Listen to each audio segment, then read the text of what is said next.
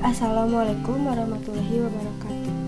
Hai, perkenalkan nama saya Busmiawati dari kelas C12 dengan NPM 10121311313. Di video ini saya akan menjelaskan materi pembahasan dan tentang pendidikan agama Islam 2.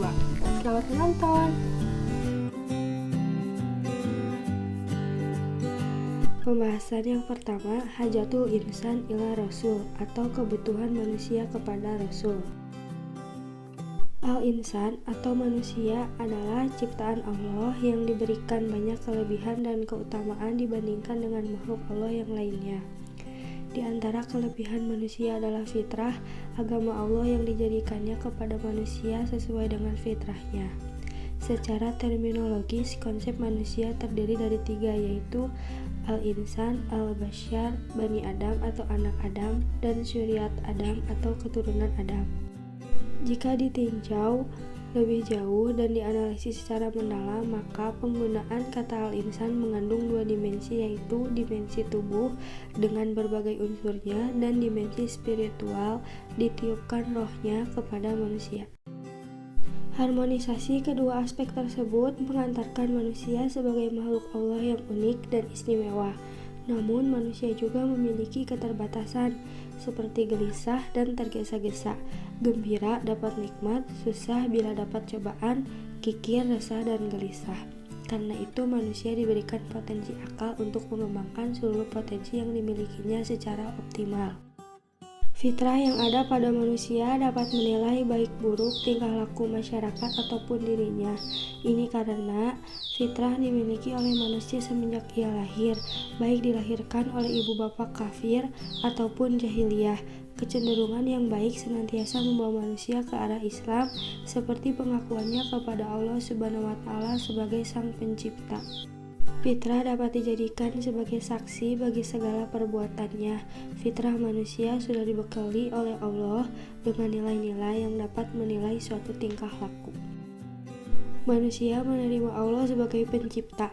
Begitupun ketika orang kafir Quraisy ditanya berkaitan dengan pencipta langit, bulan, bintang, dan sebagainya, maka dijawab Allah. Hal ini menunjukkan bahwa Allah sebagai pencipta diakui oleh manusia, tetapi tidak semua yang mengakui Allah sebagai ilah. Ibadatul Khaliq. Manusia secara umum dapat perintah dari Allah Subhanahu wa Ta'ala untuk mengabdi kepadanya. Pengabdian kepada Allah adalah sebagai hasil dan akibat dari pengakuan kita kepada Allah sebagai pencipta. Mengakui pencipta berarti mengakui apa yang disampaikannya, menerima arahannya, menjalankan undang-undangnya, dan sebagainya. Usaha-usaha ini adalah bagian dari bentuk pengabdian kita kepada Allah Subhanahu wa Ta'ala. Hayatul Munadomah. Semua arahan dan bimbingan dari Allah Subhanahu wa Ta'ala adalah baik bagi manusia yang diciptakannya karena sesuai dengan fitrah manusia. Tanpa petunjuk berarti hidup manusia menjadi tidak teratur, dan tanpa arah tujuan ia mengikuti hawa nafsunya saja yang tidak jelas kemana arahnya. Mereka akan tersesat di jalan yang tidak benar. Hidayatul Rasul. Jika kita hendak mengikuti perintah Allah, maka kita mesti mengikuti perintah Rasul. Apabila kita ingin mengasihi Allah, maka kita perlu petunjuk Rasul. Oleh karena itu, syahadatin pun terdiri dari pengakuan kepada dua, yaitu Allah sebagai Rasulnya. Mengikuti petunjuk Rasul berarti kita mengikuti ajaran agama Allah yang mempunyai langit dan apa-apa yang ada di bumi. Makhrifatul Khaliq. Petunjuk Rasul digunakan untuk mengenal Allah. Mengenal Allah juga dapat dilakukan dengan cara memperhatikan dan memikirkan alam sebagai penciptaannya. Melihat gunung-gunung, hewan, dan sebagainya merupakan cara untuk mengenal Allah melalui ayat kauniyah. Minhajul Hayah. Petunjuk Rasul juga digunakan untuk mengamalkan Islam yang benar dan diredhoi oleh Allah Subhanahu wa Ta'ala. Rasul sebagai ikutan dan teladan yang baik untuk diikuti dalam mengamalkan Islam secara benar. Panduan hidup melalui Islam mesti diamalkan mengikuti teladan kita kepada Rasul. Ibadatul Shahih. Ibadah sahih adalah ibadah yang menyembah Allah dengan panduan mengikuti Rasul. Rasul sebagai penerima wahyu dari Allah harus diikuti dan sebagai keperluan bagi kita untuk menjadikannya sebagai contoh dan petunjuk dalam menjalankan ibadah yang benar. Rasul sebagai manusia yang mendapat wahyu dari Allah untuk mengembangkan dan menyebarkan nilai-nilai Islam secara tepat. 2. Ta'riful Rasul, pengertian tentang Rasul. Dari segi bahasa, Rasul berasal dari kata rasala yang berarti mengutus. Adapun secara istilah, kata Rasul artinya adalah seorang laki-laki yang dipilih dan diutus oleh Allah dengan membawa risalah kepada umat manusia. Ada dua kata kunci untuk memahami definisi ar-Rasul.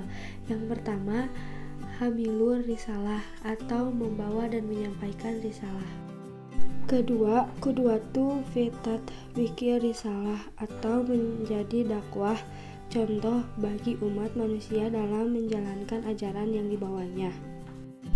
Rasul-rasul yang diutus oleh Allah SWT memiliki ciri-ciri khusus, diantaranya pertama memiliki sifat-sifat asasiyah, yakni sifat-sifat dasar yang layak baginya seperti jujur, amanah, menyampaikan, dan cerdas. Kedua, memiliki al-mu'jizat, yakni perkara-perkara luar biasa yang dapat dilakukannya dengan izin Allah untuk melemahkan mereka yang menentangnya. Ketiga, adanya al-bisyarat atau berita gembira kedatangannya. Kabar gembira kedatangan seorang rasul ada kalanya telah diberitakan oleh rasul-rasul sebelumnya. Keempat, adanya an-nubuwat atau berita-berita kenabian yang disampaikannya. Kelima, adanya at-samarat atau hasil dakwah yang dilakukannya. Di antara hasil dakwah yang diwujudkan Rasulullah SAW adalah munculnya generasi unggul dari sisi keimanan, ilmu, dan amal. 3. Makanatur Rasul, kedudukan Rasul. 1. Abid min ibadillah atau hamba di antara hamba-hamba Allah. Rasul Muhammad SAW adalah sebagai hamba dan manusia biasa yang juga makan, minum, pergi ke pasar, beristri, berniaga, dan segala aktivitas manusia dikerjakan, ditunaikan dengan baik. Rasul melaksanakan keperluan sebagaimana manusia lainnya. Dari keadaan ini dapat disimpulkan bahwa Rasul sebagai manusia dan kita pun sebagai manusia, sehingga apa yang dikerjakan oleh Nabi dan juga dapat dilaksanakan oleh kita secara baik. Tidak ada alasan untuk tidak mengerjakan perintah Rasul karena Allah telah mengutus Rasul dari kalangan manusia juga. Insan atau manusia. Apabila Rasul sebagai manusia, maka dakwah mudah dilaksanakan dan mudah diterima. Tidak ada alasan bagi manusia untuk menolaknya. Apabila malaikat sebagai nabi, maka banyak alasan untuk tidak melaksanakan perintah Allah. Kaum Yahudi senantiasa mempersoalkan kehadiran Rasul yang berasal dari manusia. Sebetulnya mereka mengada-ngadakan persoalan yang didasari kekufuran kepada Allah. Rasul sebagai manusia juga dijelaskan dengan peran Rasul sebagai suami dan bapa dari anak-anaknya. Nasab atau keturunan. Rasul berasal dari kaum Quraisy. Bapaknya bernama Abdullah dan ibunya bernama Aminah. Beliau mempunyai keluarga dan keturunan yang jelas. Begitupun tentang sejarah kelahiran dan asal-usulnya. Sejarah yang menjelaskan bagaimana Nabi dibesarkan sebagai menjadi Rasul juga banyak terdapat di berbagai buku sirah Nabi. Fisik Nabi Muhammad SAW digambarkan banyak oleh hadis seperti rambutnya yang rapi dan selalu disikat atau disisir, badannya yang kuat, tingginya sedang, dan sebagainya. Dari gambaran fisik ini, Nabi adalah manusia yang juga sebagai manusia biasa lainnya. Sirah Nabawiyah atau sejarah kenabian. Penggambaran Nabi sebagai hamba Allah terdapat di dalam Sirah Nabawiyah. Penggambaran ini dijadikan sebagai pengajaran, menerangkan sesuatu, dan juga dapat sebagai petunjuk bagi kita yang membacanya. Dan Sirah Nabawiyah dapat disimpulkan bahwa Nabi sebagai hamba Allah dan menjalankan aktivitas-aktivitasnya sebagai manusia biasa.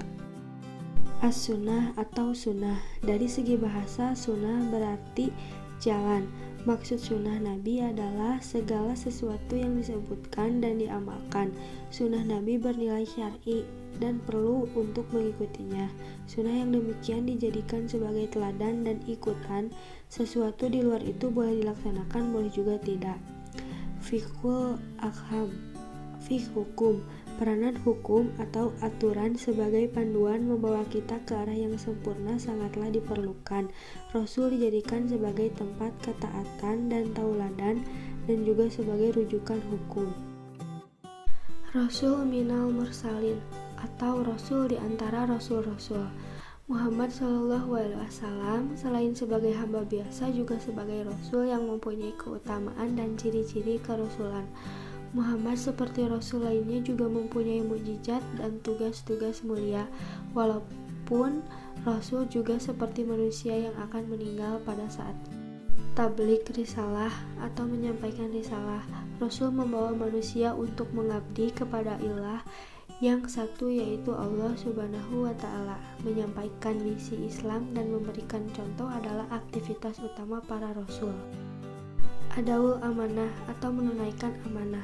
Menunaikan amanah dan tugas menyampaikan misi ini merupakan peranan Rasul. Bukti bahwa Rasul telah menunaikan amanah ini adalah pengikut-pengikutnya yang setia menyebarkan dakwah kepada manusia. Imamatu umat atau pemimpin umat. Pada hari kiamat, Nabi berperan sebagai umat. Hal ini menunjukkan bahwa Nabi juga bertanggung jawab terhadap apa-apa yang sudah disampaikan kepada umatnya ketika di hari perhitungan. Di hari kiamat, Nabi mempertanggungjawabkan umatnya. Ma'rifatul Rasul atau sifat-sifat Rasul. Dakwah kenabian.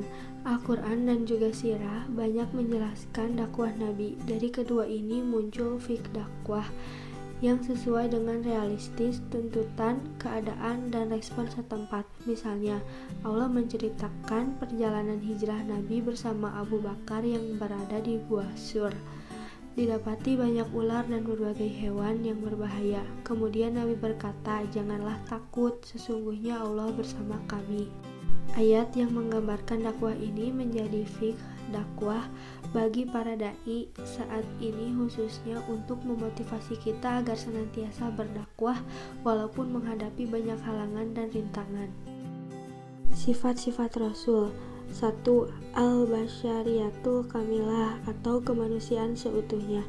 Rasulullah SAW adalah bangsa manusia seutuhnya, memiliki jasad seperti manusia pada umumnya dan memiliki perasaan sebagai manusia biasa yang mendapat wahyu. Beliau dan rasul-rasul lainnya tidak berhak mendatangkan hal baru yang tidak dihendaki oleh Allah. 2. Al-Ismah atau terpelihara dari kesalahan dan dosa. Rasulullah SAW mungkin saja pernah berbuat salah atau keliru, tetapi kesalahannya itu akan segera diluruskan oleh Allah Subhanahu wa Ta'ala sehingga beliau terpelihara dari berlarut-larut dalam kesalahan dan dosa. 3. As-sidqu atau jujur. Jujur adalah sifat utama yang harus dimiliki setiap insan, terlebih bila ia seorang yang mengajak kepada nilai-nilai yang luhur dan mengabarkan hal-hal gaib. Rasulullah SAW bersifat jujur. Beliau tidak berdusta tentang apa yang diwahyukannya kepadanya dari Allah Subhanahu wa Ta'ala. 4. Al-Fatanah atau cerdas. Kesempurnaan yang harus dimiliki seorang Rasul adalah kecerdasan, karena ia bertugas memimpin umat manusia dalam menjalankan tugasnya. Rasul dibekali oleh Allah Subhanahu wa Ta'ala sifat cerdas. 5. Al-Amanah atau terpercaya. 6. At-Tabligh, menyampaikan risalah. Sebagai Rasulun minal mursalin, Muhammad SAW memiliki tugas untuk menyampaikan risalah sebagai bentuk amanah. 7. Al-Ittijamul Kamil, komitmen yang sempurna terhadap kebenaran. 7. Al-Iltijamul Kamil atau komitmen yang sempurna terhadap kebenaran. Beliau senantiasa berkomitmen kepadanya dari segala sisinya. Sekian materi yang dapat saya sampaikan. Lebih dan kurangnya mohon dimaafkan. Semoga pembahasan ini bisa bermanfaat bagi kita semua. Wassalamualaikum warahmatullahi wabarakatuh.